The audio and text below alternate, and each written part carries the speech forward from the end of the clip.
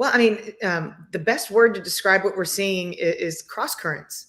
We're seeing cross currents between what's originally reported, the revisions that come subsequent to that, what we're hearing from the private sector, what we're hearing from official government data, what one survey in government data says that completely contradicts what the other is saying. So it's a very difficult time right now to read the tea leaves.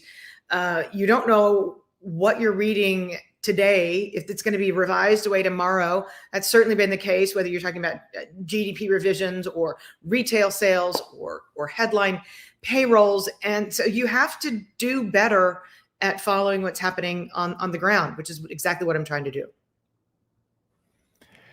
And why is there that disconnect? Is it just is this abnormal compared to the past, or have things changed? It's normal to see a lot of noise at inflection points, and that typically is when you see revisions, when you see the birth death model that's inside of one of the Bureau of Labor Statistics surveys.